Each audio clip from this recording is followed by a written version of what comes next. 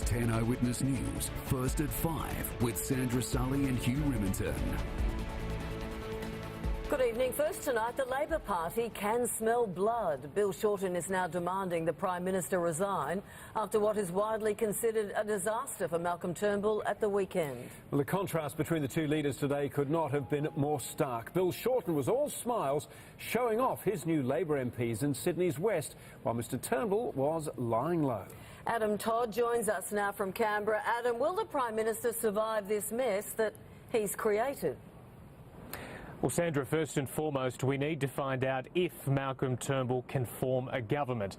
Counting resumes tomorrow, and we should get a clearer picture in coming days of just how many seats each party has won. The coalition is banking on postal votes, pushing them closer to the 76 seats they need to govern. Now, Labor has almost no chance of getting to that 76-figure mark for majority government. Their best chance is winning perhaps 72 or 73 seats and then governing with the support of the crossbenchers. Election day has come and gone, but the campaigning continues. It's like the election never ended. The Labor leader visiting Western Sydney, where the ALP picked up at least 3 seats. But I reckon we should. But while the opposition leader was toasting success, the Prime Minister adopted a lower profile. The counting continues, as you know. Thanks very much. In your leadership? Thank you very much indeed. Do you remain confident in your leadership? Bill Shorten is now positioning himself as the leader who can provide stability. This is farcical. Mr Turnbull clearly doesn't know what he's doing. Quite frankly, I think he should quit. He's taken this nation to an election on the basis of stability.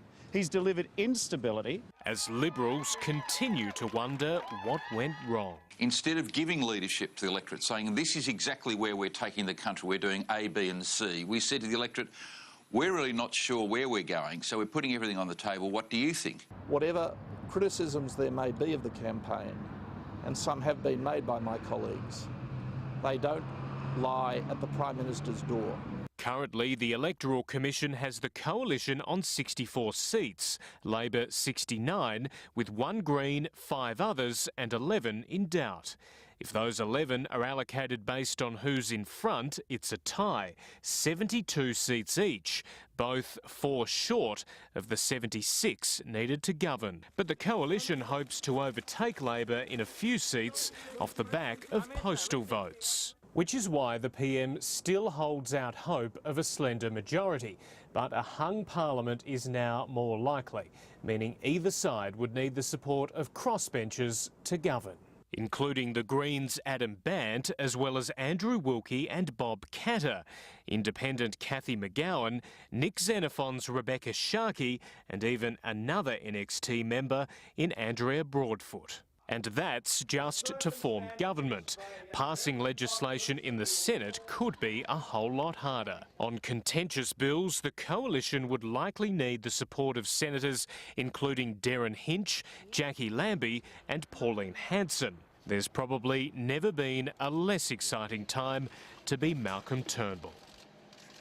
So at this stage, the most likely scenario remains the coalition winning more seats than Labor and being in a better position to form a government. But as we've seen in recent days, anything can happen.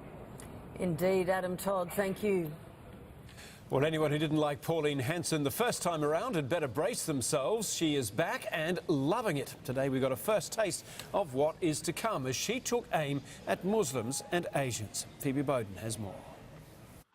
From Parliament to prison and back again, One Nation leader Pauline Hanson revealed her controversial agenda, calling for a royal commission into Islam. What do you have a problem with that? Because a lot of countries around the world don't want Islam there as well. She's also worried about asylum seekers and Asians. You go and ask a lot of people in Sydney at Hurstville or some of those other suburbs, they feel that they have been swamped by Asians. It may sound like discrimination and racism, but if she has her way, it won't be. Pauline Hanson wants to change the law. We have elected people to represent us as Australians, all Australians, and they need to be held to account to have a discussion in a respectful and dignified way. Pauline Hanson first entered Parliament 2 decades ago. She was jailed for electoral fraud in 2003 before her conviction was quashed. Her party went into freefall, but now she says it's back.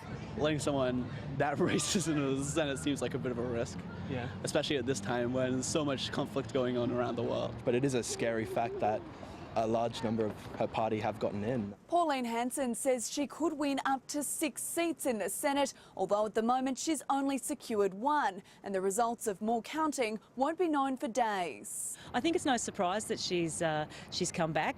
There's a move to populist parties. Both Bill Shorten and Malcolm Turnbull are yet to pick up the phone to negotiate with her, but Queensland's new senator says she doesn't like either of them anyway. Phoebe Bowden, 10 Eyewitness News. As we've seen, Bill Shorten was kicking up his heels in Penrith this afternoon, and Labor's success in the West will be the cause of heartburn for Liberal Premier Mike Baird. The new ALP members are saying that Malcolm Turnbull should be taking his defeat personally. Adam Walters has more. The voters of Sydney's sprawling west were once John Howard's battlers. Under Prime Minister Abbott, they became Tony's tradies, but they downed tools for Malcolm Turnbull only after giving him a hammering. A lot of people said that Tony Abbott was relatively popular here. Very popular out here. We heard it time and time again when we were door knocking. They didn't like the fact that Tony Abbott was unceremoniously dumped. Waiting to collect the spoils in Lindsay and Macarthur, Labor, reclaiming what it's long regarded as the heartland of Campbelltown and Penrith. In Campbelltown, local doctor Mike Freelander diagnosed the cost of living as costing the Liberals. The amount they're paying for housing, their rents are going up, their electricity bills are going up. Among the battle-scarred in the Western Battleground, Premier Mike Baird. His government has been spending billions on roads and rail in the booming region, but Liberal voters preferred his close friend Tony Abbott to Malcolm Turnbull. Look, I mean, over coming days there'll be a lot of analysis, and of course that needs to be done. Many believe the Liberal Party's chances here in Lindsay were not enhanced at all after claims that Nepean Hospital was shortchanged in the last New South Wales budget. They were promising $380 million for the Stage 4 upgrade, and they've delivered a measly, insulting $1 million. The main thing, Medicare and hospital, you've got to look after the people out here. The Premier admits he's worried about the potential for New South Wales to lose its AAA credit rating if governing from Canberra becomes the shambles so many are predicting. Adam Walters, 10 Eyewitness News.